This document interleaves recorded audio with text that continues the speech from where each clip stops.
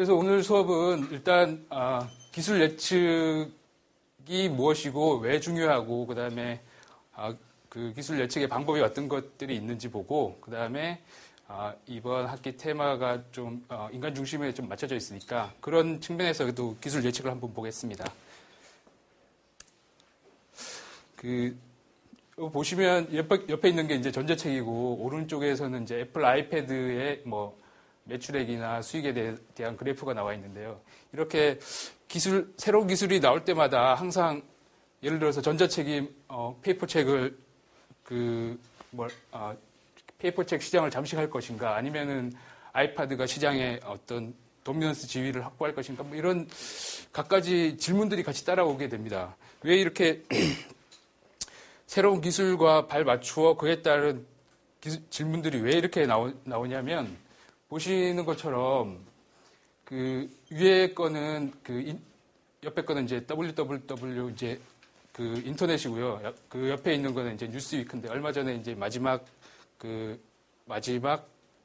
홀을 발간하고 이제 폐간했지 않습니까? 이런 것처럼 어느 하나의 기술이 나타나면 기존 기술이 기존 사회나 경제나 아니면 기술적인 측면에서 큰 파급 효과를 미치기 때문에 이런 질문들이 계속 나오는 것 같습니다. 옆에 밑에도 보시면 아이폰이 등장함으로써 PMP나 MP3 같은 게 순식간에 사라졌죠.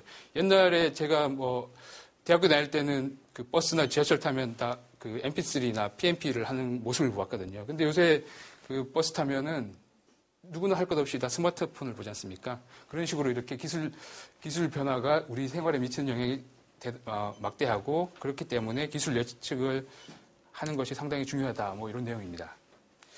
그래서 이제 기술 변화가 이렇게 상당히 중요한데 그러면 산업이나 이제 기업들 입장에서는 어떤 영향을 미치는지를 한번 보겠습니다.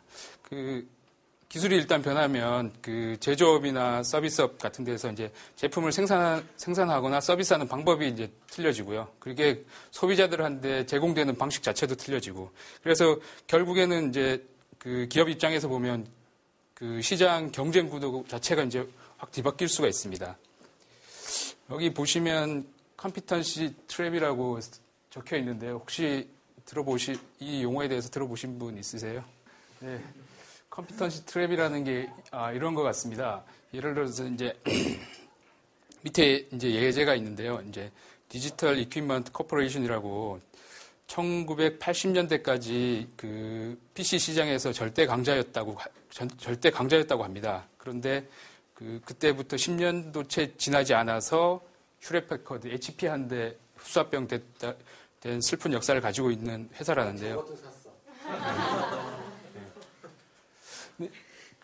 그 당시 제가 이제 지금 시점으로 이제 그 당시 이 회사의 위상을 생각해 보면 아마도 뭐 애플이나 삼성 같은 지위였지 않았을까. 그러니까 시장에서 이제 그 시장 우위를 점하고 있었는데 문제는 이제 10년이라는 기간이 지나면서 PC 시장의 트렌드가 완전히 바뀐 거죠. 그러니까 이 기업은 내부적으로 엔지니어나 우수한 과학자들을 풍부하게 가지고 있었고요. 그 다음에 시장 지위가 우수하니까 당연히 그 자본 같은 유동성도 풍부했고요. 그러니까 절대적으로 연구할 수 있는 그 기반도 확실했고, 그 다음에 시장에서 영업할 수 있는 기반도 확실했습니다. 근데 그 다음부터는 옆에 있는 것처럼 이제 데스크탑 PC로 이제 형태가 바뀌었는데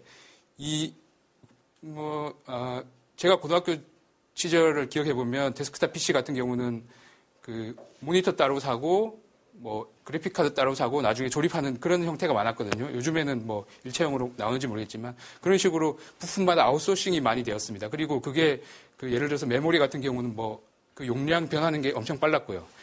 그래서 이제 PC 시장이 이렇게 빠르게 변했는데 그 디지털 이퀴먼트 코퍼레이션은 기존의 자기 자신들의 핵심 역량이라고 할 수 있는 그 파워풀한 그 R&D 능력과 자본력을 가지고 이제 자체적으로 다 하려고 했던 거죠. 모든 걸 자기네가 다 하려고 했던 거죠. 그래서 내부적으로 분석해 보니까 이런 바뀐 형태의 PC를 자기네가 생산을 하려면 최소한 3년이 걸리겠더라. 이렇게 분석을 했답니다. 그런데 다른 업체들은 경쟁 여류에 있는 업체들은 여러 부품들을 아웃소싱하고 물건도 시장에 싸게 팔고 그래서 물론 대신에 뭐 마진은 적지만 이런 식으로 해서 시장 변화에 계속 맞춰갔던 거죠. 그러다 보니까 순식간에 DEC라는 회사는 HP에 먹히고 HP 같은 새로운 PC 시장의 강자가 이렇게 등장한 거죠. 여기서 이 예에서 보시듯이 그 컴피턴시 트랩은 이제 역량 함정이라고 하는데요. 기업들이 기존에 자신들이 성공할 수 있었던 요인인 역량에 너무 과도하게 몰입된 나머지 그게 그 시대 변화에 맞추질 못한 겁니다. 그래서 결국에는 시장 변화와 기술 변화에 부응하지 못해서 결국에는 이제 도태의 길로 가는 그런 거를 컴피턴시 트랩이라고 할 수 있습니다. DEC 말고도 이제 요즘 예를 찾아보면 쉽게 이제 스마트폰 업체에서 보면은 노키아나 모토로라 예를 자주 들 수 있죠. 그 다음에 전에 이제 수업에서 들었는데 그 코닥이라는 업체 아시죠? 필름 카메라 시절에 이제 강자였는데 실제로 디지털 카메라의 그 운영 체제를 가장 먼저 발견했던 업체가 바로 코닥이었답니다. 그런데 그러니까 그게 주사업 분야랑은 좀 배치돼서 이걸 이제 강구하고 있었는데 다른 업체들이 그걸 이제 개발해서 시장에 출시하면서 이제 밀렸는데 코닥도 그럴 거고 뭐 브리테니카 백과사전도 어떻게 보면 CD롬 백과사전에 밀리는 그런 형태. 그러니까 이런 사례들을 보면 이런 사례들로 해서 이제 컴피턴시 트랩이라고 하는 것 같습니다. 그래서 이제 기술 예측을 제대로 못하면 기존의 강자라도 이렇게 컴피턴시 트랩에 갇혀서 결국에는 운명을 달리할 수 있다는 그런 의미고요. 그 다음에 이제 기업 경영자 입장에서도 보면은 이제 기술 예측이 왜 중요하냐면 기업들 보면은 기업들도 그렇고 정부기관들도 그렇고 우리 개개인들도 그렇고 매년 초에 보면 그 1년치 계획을 세우지 않습니까? 근데 기업들을 보면은 이제 길게는 뭐 3에서 5년짜리 장기 계획도 세우거든요. 근데 그 계획을 세우는데 미래가 어떨 것인가를 예측하고 그거에 맞춰서 이제 현재 경영 전략을 수립하는데 그러니까 경영자 입장에서는 현재 경영 전략을 수립하려면 미래 예측이 상당히 중요합니다. 그래서 그 기술 예측을 제대로 해야지만 현재 전략이 제대로 나오고 그렇겠죠. 근데 그렇다면 기술 예측을 과연 어떻게 할 수 있을 것인가? 밑에 있는 노스트라다무스처럼 그냥 단지 직관력에 의존해서 미래는 어떨 것이다. 미래는 싸이가 말춤을 추면 지구가 종말할 수도 있을 것이다. 뭐 이렇게 할 수는 없지 않습니까? 이런 그 직관력도 저희 뭐 보통 사람 같은 경우는 이런 직관력도 없을 뿐만 아니라 이렇게 하면은 논리적이지 않죠. 지금도 노스트라다무스에 대해서 부정적으로 뭐 사기라는 식으로 부정적으로 말씀한 사람도 많지 않습니까? 그래서 일단은 지금 수업에서 진행할 거는 그 기술 예측을 하기 위해서 바로 이제 기술 예측을 그냥 막 하는 게 아니라 기술 예측을 위해서는 현재 그 사회 환경에서의 어떤 이해관계들 사이의 상호작용을 제대로 이해하는 게 중요하고 그런 제대로 이제 상호작용을 제대로 이해한 상태에서 향후 기술이 어떨 것인가를 예측해야지 이론적인 기반이 튼튼해지고 그다음에 그 기술의 예측의 정확성도 향상될 거라고 생각해서요. 일단은 그런 현재 현 상황에서의 어떤 기술과 관련된 다른 이해관계자들과의 상호관계를 어떻게 분석하는지 그걸 한번 볼 거고 그 다음에는 이제 바로 기술 예측의 방법에는 어떤 것들이 있는지 한번 보겠습니다. 그래서 여기서 보면 기술 예측이라는 그 말은 여기서 이제 쓰여 있는 거 보면은 그 기술 자체의 어떤 그 중요도나 그런 기능에 초점을 맞춰서 이제 미래를 예측하는 것을 의미하고요. 지금 옆에 예로 있는 게 이제 무어의 법칙인데 여기서는 뭐 2년이라고 써 있는데 그러니까 과거에 마이크로 프로세서의 발전 추이를 보니까 2년마다 그 집적도가 2배씩 증가하더라는 그러니까 실제로 집적도가 2배씩 증가한다는 말은 그 칩의 크기가 2분의 1씩 줄어든다는 그러니까 그런 추이를 보이더라는 것에서 그러니까 무어의 법칙이 탄생했는데 실제로 이 그래프의 끝점에 가 보시면 알겠지만 실제로 처음에는 그런 무어의 법칙이 성립하다가 요새는 무어의 법칙이 뭐 성립을 안 한다고 합니다. 그러니까 과거에는 이렇게 기술 예측이 어느 정도 맞았다가 지금은 또 환경 변화가 있어서 그런 예측이 이제 좀 빗나가는 그런 거를 의미하는 것 같고요. 그리고 기술 예측을 할 때는 그러니까 미래의 한 상황을 예측하는 것보다는 다양한, 그러니까 어떤 경우에는 이런 기술 예측이 이런 방향으로 나갈 거고, 어떤 경우에는 이런 방향으로 나갈 거고, 여러 방향으로 예측을 할 수 있다는 것을 밑에 써 있고요. 그 다음에 그래서 이제 본격적으로 그 기술 예측 방법에 들어가기에 앞서서 아까 말씀드린 그 기술과 관련된 여러 이제 사회적인 요소들 사이에 그러니까 상호작용을 분석해야 되고 서로 영향을 미치는 뭐 관계 같은 걸 분석해야지만 논리적으로 그 기술 예측 방법이 도출될 수 있는데 그런 이제 상호작용을 분석하는 그런 툴을 한번 보겠습니다. 저도 이번에 공부하면서 처음 봤는데 TDS라고요. 테크놀로지 딜리버리 시스템이라고 하는데 이거는 이제 그 기술이 속한 환경에 여러 주체가 있습니다. 예를 들어서 그 기술을 보유한 회사가 있을 거고 그 기술이 사회적으로 어떤 긍정적인 영향을 미치게 하기 위해서 그걸 규제하는 정부기관도 있을 거고 그 기술을 만드는 회사에 펀딩을 하는 그 자본시장도 있을 거고 생각해보면 아주 여러 요소들이 있는데 그 요소들 간에 어떤 영향을 미치는지를 이렇게 여기서 보시는 것처럼 그 각 주체들을 이제 네모로 표시하고 그 주체들 간에 어떤 영향이 있는지를 이렇게 화살표로 표시하는 이런 거를 이제 TDS라고 합니다. 성형 기술에 관한 예측을 하면 그 성형 기술을 보유하고 있는 그 성형외과 병원들이 그 기술 보유하고 있는 주체가 될 겁니다. 그리고 그러면은 이제 그 요새 보니까 매스컴에 보니까 막 그 간단한 성형인데도 큰 사고가 많이 나더라고요. 사고가 났을 때 그거를 이제 적절히 규제하고 올바른 방향으로 가기 위해서 통제하는 뭐 보건복지부나 뭐 이런 사고 났을 때는 경찰도 될 수도 있겠죠. 그런 정부기관이나 규제기관들이 또 하나의 주체가 될 수 있고, 그 다음에 성형외과 의사들이 성형외과를 차리려면 은행에서 돈을 빌려야 되고, 은행들도 돈 빌려줄 때 저 성형외과가 잘 될지 안 될지를 생각하고 빌려줄 거 아닙니까? 그런 것들도 그런 그 정부기관 말고도 은행과 다른 그 뭐 부동산도 뭐 이제 관련이 있을 수 있고 여러 가지 다른 요소들, 외부 환경들도 또 하나의 주체가 될 수 있죠. 그러니까 이런 주체들끼리 예를 들어서 성형외과가 잘 되면 잘 되고 너무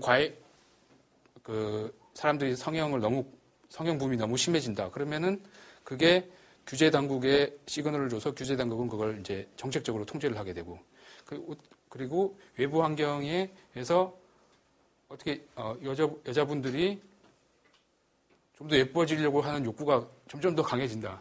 그러면 또 성형외과의 붐을 조정해서 성형 기술을 또 발전시킬 수 있고 뭐 그런 게 아닐까 싶습니다. 예. 그래서 보면은 이제 TDS도 이제 TDS도 이렇게 여기서 보여지는 이게 이제 기본 프레임인데 이게 처음부터 이런 게 아니라 좀 앞에 보여드렸던 여기서 이제 계속 모형들이 발전이 되어 왔더라고요. 그래서 지금 이제 보여드리는 게 아마 그 가장 최신인 것 같습니다. 그래서 보면 이제 요소들이 그 TDS 요소가 3개가 있는데 시스템하고 아레나하고 익스터널 인바이런먼트입니다. 조금 전에 제가 성형외과를 예를 들면서 설명한 거랑 맞춰 보시면 시스템은 그 기술을 보유하고 있는 기업이나 그런 그런 주체가 될 것 같고요. 그 다음에 아레나는 이 시스템의 정책적으로 또는 규제적으로 영향을 미치는 통상 이제 정부기관 같은 게 될 것 같고요. 그 다음에 그 이외에 아레나 이외의 모든 아까 말했던 뭐 금융기관이나 아니면 부동산이나 다른 모든 요소들이 익스터널 인바이런먼트가 될 것 같습니다. 그래서 이들 사이의 관계를 이제 3가지 종류의 이제 화살표로 그리게 되는데 하나는 forces고 하나는 outcome이고 하나는 fallous입니다. forces 같은 경우는 아까 제가 말씀드린 것처럼 사회의 어떤 변화로 인해서 성형 붐이 일어났을 때, 그러니까 external environment가 시스템에 어떤 영향을 주는 거를 이제 forces라고 그러고요. outcome은 시스템에 있는 기술이 발전해서 그게 정책적으로 외부 아레나 쪽에 어떤 시그널을 주는 거를 아웃컴이라고 그러고, 폴러시는 그로 인해서 그 아레나 쪽에서 시스템 쪽으로 이제 정책적으로 규제를 하는 거를 팔러시라고 그럽니다. 그다음에 여기는 예는데, 여긴 뭐 미국에서 이제 생체 인식 기술 예측하기 위해서 만들어진 이제 TDS라고 하는데, 여기도 보시면 그 생체 인식 기술과 가운데 큰 동그라미가 이제 시스템 쪽인데, 생체 그 인식 기술을 이제 연구하는 R&D 부서와 그걸 제조하는 매뉴팩처러하고 이 상호 관계, 이 복잡하게 나와 있지만 간단하게 이 가운데 있는 게 시스템이고요. 그다음에 그 옆쪽에 있는 게 아레나인데, 뭐 펀딩 바디, 뭐 예를 들어서 뭐 정부에서 이제 자금을 지원한다든가, 아니면은 규제, 밑에 보면 레귤레이터리 에이전시도 있고요. 규제를 하고 있는 것들, 이런 게 아레나고, 밑에 보면 다른 뭐 마켓이나 사용자, 이런 것들이 이제 외부 환경이라고 할 수 있습니다. 그래서 여러분들이 저번 시간에 그 숙제를 하나 했는데, 숙제를 하셨더라고요. 그래서 이제 그 숙제 중에 뭐 예를 하나 들려고 해서, 이거 이상우 씨, 예. 제가 이게 이제 뭐 TDS라고 말씀드리는 건 아니고요. 제가 이제 숙제들 보니까, 여기 보니까, 왜 샵메일이 성장 가능성이 없는지를 이제 말씀을 하시면서, 뭐, 기술 자체적인 문제점을 언급하셨고, 그 다음에 다른 그거와 관련된 외부 효과도 언급하셨고, 그 다음에 정부 규제도 언급하셨고. 그래서, 이런 식으로 이거를 좀 더 변형하면 TDS가 되지 않을까. 그래서, 예. 참 잘하셔서 제가 예를 들었습니다. 예. 그 다음에 이제 또 이제 TDS처럼 현재 어떤 그 기술과 관련된 주체들 간의 상호 작용을 분석하는 거에 더불어서, 그러니까 기술의 특성과 그 기술 예측의 목적에 따라서 어떤 식으로 그 기술 예측의 전체적인 기술 예측을 위해서 질문을 만들고 질문을 만들고 관련된 지식을 생성하기 위해서 이제 생성하는 방법을 여기서 보면 이제 5가지로 이제 구분을 했더라고요. 보면 이제 A 프라이어리부터 해가지고 이제 글로벌까지 있는데, 그 A 프라이어리 같은 경우는 이제 그러니까 기본적으로 모델을 만들고 그 모델을 이용해서 이제 뭐 인사이트를 추출하는 겁니다. 그러니까 이런 거는 이제 그 이론적으로 좀 잘 정의가 될 수 있는 가능성이 있죠. 모델에서부터 시작하니까. 그러니까 요렇게 하나 분류할 수 있는 방법이 있고요. 그 다음에 밑에는 이제 엠피리컬인데, 요거는 이제 A 프라이어리랑 어떻게 보면 좀 상반된 관계에 있는 건데, 요거는 이제 기본적으로 그 현실에 있는 다양한 데이터를 기반으로 해서 그걸 기반으로 해서 이제 모델을 만드는 거고요. 그래서 요거는 이제 그러니까 풍부한 현실적인 데이터를 기반으로 한다는 그러니까 할 수 있을 때 요런 방법을 사용하는 거고요. 그러니까 요 방법에 속하는 기술 예측 방법으로는 뭐 트렌드 어널리시스 같은 게 있다는 걸 말씀드리는 거고, 밑에 있는 시스테매틱은 이제 위에 있는 2가지 방법을 조합해서 하는 거랍니다. 그 다음에 다이엘렉틱은 서로 이제 어떤 기술에 대해 같은 자료를 보고 어떤 부류들은 A라는 주장을 하고 어떤 부류들은 상반된 주장을 할 때 그런 것들을 잘 아울러서 새로운 어떤 창조적인 아이디어를 만드는 식으로 예측을 할 때 쓰이는 방법이라고 그러고요. 그다음에 맨 마지막에 글로벌은 이제 다양한 그 정보원에서 이제 취합해서 이렇게 만드는 게 그 글로벌이라는 어프로치라고 그럽니다. 그러니까 우리가 기술 예측을 하는 여러 가지 방법들이 있는데, 그 여러 가지 방법들을 갖다 특정상으로 봐가지고 아마도 이런 큰 분류가 있겠다 했었을 때, 프라이어리는 뭐냐면 사전에 모델을 만든다. 아무런 데이터 없이 사전에 모델을 만들어 놓고 그 모델이 맞나 틀리나를 검증을 하는 거예요. 엠피리칼은 처음부터 사전에 바텀업으로 데이터를 많이 받아들여가지고 걔네들을 가지고서 다음 걸 갖다 예측을 하는 거고, 신테틱은 위 2개 합친 거고, 그 다음에 다이얼렉트는 이제 2개의 대립이 되는 예측을 갖다 해놓고 얘네들 중에서 어느 게 더 정확한지를 갖다 파악하는 거예요. 글로벌 같은 경우에는 앞에 있는 건 이제 다 섞어가지고 혼합적인 방법을 쓰는 거예요. 그래서 특히 이제 여기에 보면은 forecasting method라고 이렇게 쭉 나와 있어요. 그래서 이 각각의 5가지의 카테고리에 가장 대표적인 방법들이 이제 여기 있는 것들이에요. 그런데 그 중에서 우리는 다 하면은 너무 좋겠지만 시간 관계상 또 여러분의 정신 건강상 다 하는 게 굉장히 어려울 것 같아서 최종적으로 우리가 포커스하는 부분이 이 글로벌 방법에 들어가는 그 중에서도 시나리오 방법. 시나리오 방법이 사실은 제일 쉬워. 제일 쉽지만 쉬운 것뿐만이 아니라 가장 설득력이 있어요. 그래서 나머지 방법들은 간단하게 설명을 하고 이 시나리오 방법을 이제 조금 자세하게 설명을 할 거예요. 이제 또 다른 형태로 이제 기술 예측 방법을 이제 나누는 카테고리가 있는데 다이렉트나 코릴레이티브 아니면 스트럭처럴 이렇게 나눌 수 있답니다. 다이렉트는 그러니까 기술 예측을 하는데 그러니까 주변 환경은 고려하지 않고 기술 가지고만 예측을 하는 거죠. 그 다음에 코릴러티브는 외부 환경이나 아니면 다른 기술과의 상호작용까지 이제 고려하는 거고요. 그 다음에 스트럭처럴도 마찬가지로 코릴러티브처럼 외부 환경이나 다른 기술과의 상호작용을 고려하는데 여기는 이제 인과관계로 이제 분석을 하는 게 약간 차이점인 것 같습니다. 그 다음에 요거 보시면 그 외부 환경 예를 들어서 뭐 남성의 부의 상징, 뭐 억압 통제의 상징, 뭐 이런 식으로 해서 왜 안 되는지에 대해서 설명을 했지 않습니까? 그러니까 저렇기 때문에 안 된다. 외부 환경에 대해서 고려해서 그래서 이제 좀 맨 마지막에 스트럭처의 얘도 될 수 있을 스트럭처럴 방법으로 예측하면 되지 않을까 이런 식으로 생각을 했는데 정확하진 않습니다. 그래서 모니터링은 뭐 말씀 많이 들어보셨죠? 그러니까 지금 현 상태에서 기술들을 여러 소스에서 막 이렇게 찾아다니는 거고요. 그다음에 그 전문가 의견은 그러니까 예를 들어 교수님처럼 HCI의 전문가나 아니면은 뭐 갤럭시 기어 같으면은 그 업종에 종사하는 사람들이나 이런 식으로 이제 전문가 패널을 구성해서 그들로부터 이제 의견을 도출하는 거고요. 트렌드 어널리시스는 뭐 회귀 분석 같은 거죠. 과거 데이터가 풍부하면 그 데이터를 기반으로 해서 미래는 또 비슷한 흐름으로 간다 그러면 미래는 어떻게 될 것인가라는 걸 보여주는 거고요.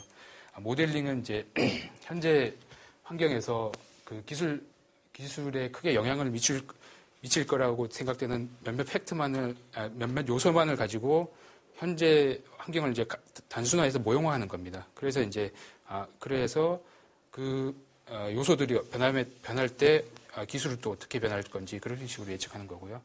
그다음에 이제 여기서부터 좀 자세히 하겠습니다.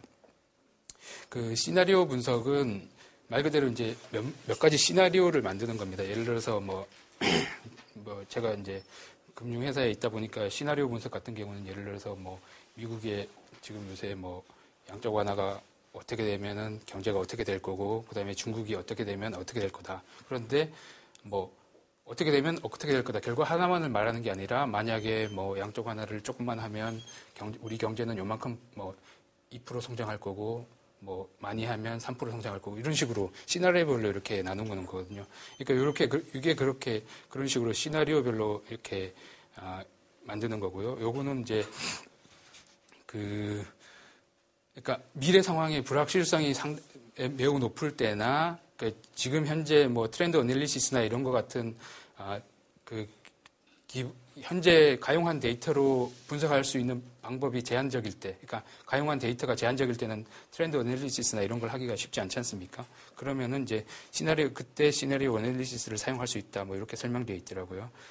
그래서 이제 예를 들어 보면 이제 기술에 관련된 여러 가지 변수를 이제 먼저 뽑아냅니다. 그러니까 예를 들어서 여기서 보면은 글씨가 작아서 안 보이는데 밑에 부분에 이제 하나, 둘, 셋, 넷, 다섯, 여섯 개의 변수가 있지 않습니까? 처음에는 뭐 쉐어 프라이스부터 해서 그 다음에 오브젝티브 뭐 이런 식으로 리스크 온 컨트랙트 뭐 이런 식으로 해서 변수가 있지 않습니까? 변수를 여러 개를 기술 예측에 필요한 변수를 여러 개를 집어냅니다. 집어내고 그 다음에 각각의 변수별로 이제 정도가 있을 거 아닙니까? 예를 들어서 쉐어 프라이스는 베리 위크에서 베리 스트롱까지 지금 5단계가 있고, 뒤에 거는 7단계가 있고, 이렇게, 그 각 변수별로 그 변화의 정도가 있겠죠. 그렇게 따지면은 지금 6개의 변수와 모든 그 정도를 가지고 만약에 시나리오를 만든다 그러면 어마어마한 시나리오가 만들어지겠죠. 제일 밑에 거 하나의 시나리오가 생길 거고, 그러니까 이런 식으로 시나리오가, 경우의 수가 6 곱하기 8 곱하기 뭐 이런 식으로 쭉 가가면 어마어마한 시나리오가 생기겠죠. 이렇게 시나리오를 분석하다 보면은 시나리오가 너무 많아서 그걸 가지고 기술 예측을 한 의미가 거의 없어지겠죠. 왜냐하면 모든 가능성을 거의 다 대부분 말하는 거기 때문에. 그렇기 때문에, 그러니까 첫 번째는 가능한 모든 변수를 고르고 그 변수의 메저먼트의 레벨을 규정한 다음에 이걸 다 이용하는 게 아니라 그 중에서 진짜 중요하다고 생각되는 몇 개의 변수만 고르는 겁니다. 예를 들어서 아까 처음에 보면 뭐 쉐어 프라이스나 오브젝티브가 중요하다 그러면 한두 개나 두세 개만 이렇게 고르는 거죠. 그 다음에 그 변수에서도 변수의 어떤 메저먼트도 뭐 베리 위크에서 베리 스트롱까지 다 하는 게 아니라 거기도 또 이제 어느 정도 축약을 하는 거죠. 그렇게 따지면은 그런 식으로 내려가면 시나리오가 가능하게 나오는 시나리오가 많이 축약이 됩니다. 그렇게 보면 결과적으로 도식화된 것처럼 이런 식으로 시나리오가 나올 수 있겠죠. 그러니까 시나리오 1, 2, 3 이런 식으로. 이게 시나리오 분석이고요. 약간 보충 설명을 하면은 이제 여기서 사실 시나리오 분석에서 제일 중요한 파트가 뭘까? 앞에 지금 어떻게 how-to라고 하는 스텝들이 나오는데 제일 중요한 변수가 뭔지를 갖다 선택을 하는 거예요. 그러니까 우리 사용자 경험 또 기업의 이익에 영향을 미칠 것 같은 가장 중요한 변수가 뭐다라는 걸 갖다 선택하는 거예요. 그게 사실은 제일 중요한 디시전 메이킹. 그런 디시전 메이킹 주로 어떻게 하느냐? 엑스포트 오피니언을 받아서 한다든지 아니면은 뭐 아까 봤던 것좀 트렌드 어널리시스를 한다든지 여러 가지 다른 방법들을 쓰는데 시나리오에서는 사실 그걸 어떻게 결정하라는 말은 없어요. 그런데 우리가 일반적으로 생각했었을 때 그렇게 많은 베리어블을 가지고 가게 되면은 시나리오 만들어내기가 굉장히 어렵기 때문에 여러분들이 이제 각자 지금 주제가 있잖아요. 그 주제에서 그 기술을 갖다 사용하는 사람들 그리고 그 기술을 가지고 영업을 하는 회사의 입장에서 봤었을 때 가장 중요한 변수가 뭘까? 예를 들어서 성형외과다. 그러면 일단 이쁘게 나와야 되지 않나? 뭐 어떻게 이쁘게 나올지 잘 모르겠지만 하여튼 그런 거라든지 뭐 예를 들어서 좀 싸야 된다든지 가격 대비 또 아니면은 예를 들어서 그 하기 전에 사용자들에게 자기가 이 수술을 하게 되면 어떤 모습이 될 건지를 갖다가 이렇게 뭐 확신을 시켜준다든지 여러 가지 요소들이, 기술적인 요소들이 있을 거라고. 그런 요소들 중에서 본인들이 결정을 하세요. 가서 받아보고 결정하면 제일 좋은데. 받아보고 결정하면, 하다 보면 점이라도 좀 빼보든지. 그러면서, 세 사람들이 한 사람 안 나오면 큰일 나니까. 시리어스 알면 하지 말고.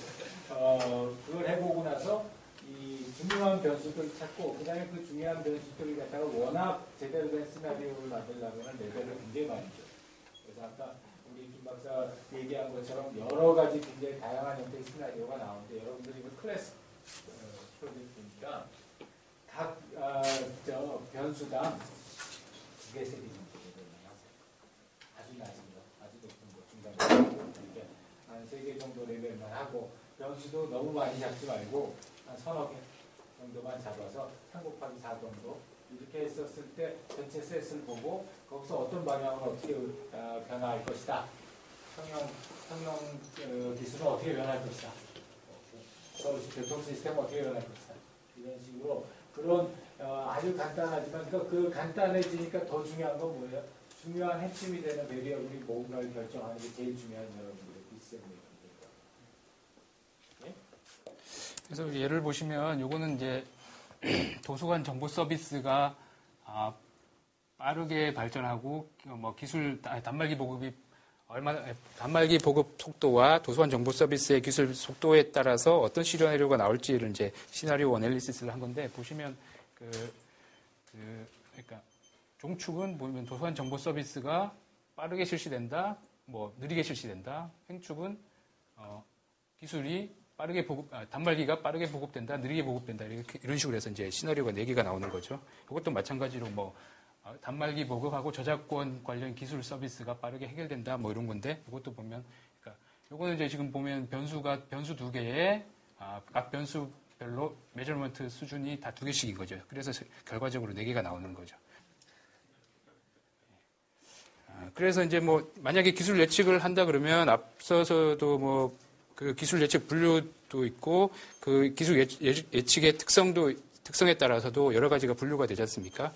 무조건 예를 들어서 어떤 기술을 예측한다고 했을 때 아무거나 쓰면은 되는 게 아니라 그 기술 예측에 가장 적합한 기술 방법이 있을 거고 아니면은 또 다른 제약 요건 때문에 어쩔 수 없이 이쪽으로 이제 가는 게 좋을 수밖에 없는 게 있을 거고 그런 식으로 이제 선택적으로 이제 그 상황에 따라서 선택적으로 사용해야 되고 되도록이면 한 가지 방법보다는 되도록이면 많은 방법을 쓸수록 기술 예측이 좀 더 신뢰성이 있다. 뭐 이런 내용이 있습니다.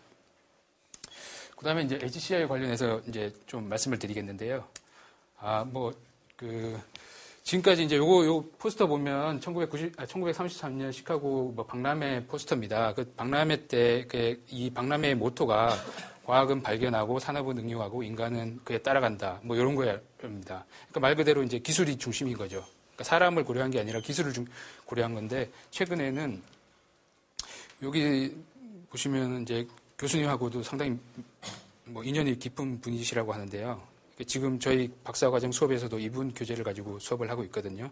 도널드 노만이라는 분이 그 자신의 책 뭐 여기 보면 Things That Make Us Smart 이렇게 요 책에서 보면은 뭐 밑에 줄에 보면은 사람의 마음이 그 기계를 확신시키거나 기계에 맞춰야 되는 게 아니라 오히려 기계의 발전이 사람의 마음을 만족시켜야 된다. 뭐 이런 식으로 문구가 있거든요. 그러니까 그런 식으로 이제 기술 중심보다는 인간 중심 기술이 훨씬 더 중요해질 거라는 걸 의미하고 있고요.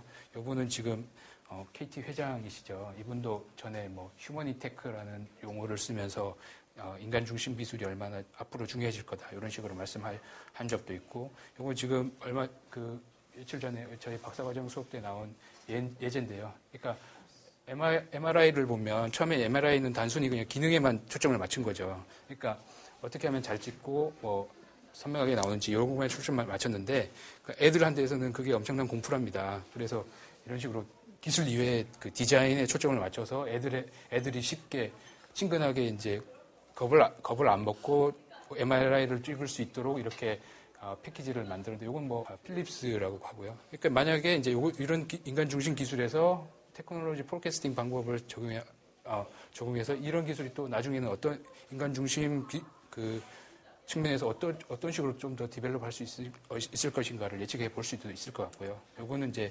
여러분 숙제한 거 보니까 많은 분들이 웨어러블 디바이스 쓴 것 같은데 컴퓨터에서 그 구글 글래스, 갤럭시 기어 같이 발전했는데 물론 그 기존의 PC보다는 인간 중심적으로 설계가 돼 있지만 여전히 사용이 불편한 점이 많지 않습니까? 그래서 성공을 못할 거다라고 예측을 하신 분도 많은데 이게 인간 중심 기술이 적용돼서 어떻게 좀 더 발전할 수 있는지를 좀 더 생각해 볼 수도 있을 것 같고요.